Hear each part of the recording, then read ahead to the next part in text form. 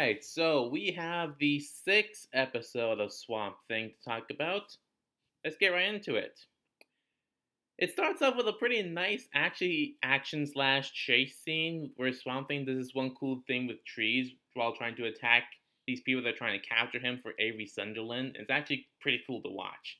I won't tell you what it is because I wanted you to watch it, but it's kind of cool. And so in this episode, we get some insight into the deal that Cassidy made all those years ago, back when he was in Mirai for filming a film, the Blue Devil film. And he made a deal with a stranger who said he was from the studio, asking him to just stay in Mirai for a little while until a woman comes around and he'll have a part for him in some projects. Now, this isn't the Phantom Stranger. It's not. Although, and I don't really know a whole lot about Blue Devil from the comics, but I do know that his origin involves making a demonic deal. So my guess is that this studio exec stranger is actually a demon in disguise or some sort of similar entity. And due to the way how the fifth episode ended, Cassie's in a coma, seemingly being unable to come out, but then he makes it out of his coma.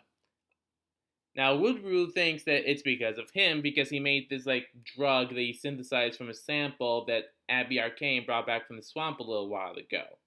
So he thinks it's due to him, and he might be right.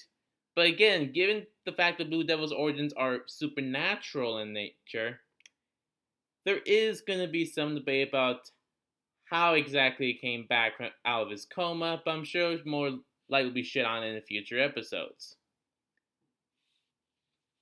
And in this episode, we also get a little confrontation between Sheriff Cable and her son Matt. In the last episode, she killed a guy who said that he saw Matt Cable kill Alec Holland out in the swamp that night.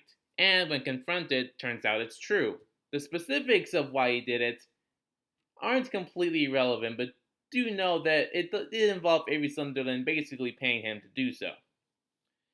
And so Matt Cable gets called out to the swamp to look for this thing creature that Avery Sunderland's men claim that attacked them out in the swamp. And he comes across Swamp Thing slash Alec Holland, along with Abby Arcane, who went out there to figure out just why exactly he attacked those people, to figure out what exactly is going on in that particular instance. He convinces Matt to not call in Alec because they're still trying to figure out what exactly happened to him and what they can do to help him. Although given how his particular story arc ends, Matt Cable's, it seems like there might have been at least a little bit of a lie because we have no idea what he's going to talk to his mom about. Because when he comes back to the department, he's like, "Mom, we need to talk," basically. As far as the Swamp Thing and Abby Arcane plot, it ends with Swamp Thing saying that he's been asked by this strange phantom stranger to look more into the green, to explore it more, but he's afraid that if he does, he'll lose more of himself, with Abby trying to say that he's still Alec Holland. And there's a little nice surprising thing that happened right at the final scene of this episode. I won't tell you exactly what, but I think it's surprising yet pretty nice and interesting way to end on. So that's basically the episode. And this one's just about 42 minutes long, which is keeps the focus where it needs to be and keeps the intensity up.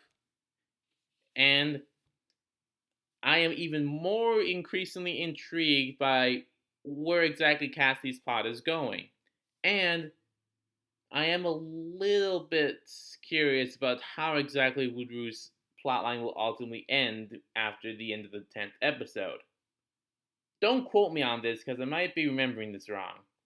But I sort of recall coming across this report that says actor Derek Mears, the guy who actually plays Swamp Thing under all that makeup, said that shortly after the cancellation of Swamp Thing, he was worried that the writers won't be able to find a way to tie the whole story up.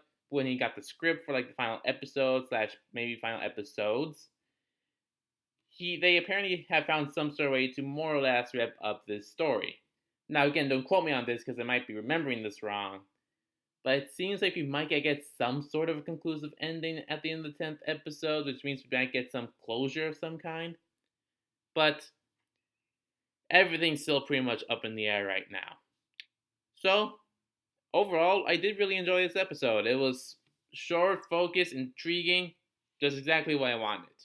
That's all I have to say for right now. Like, comment, subscribe, share. I'll see you guys next time.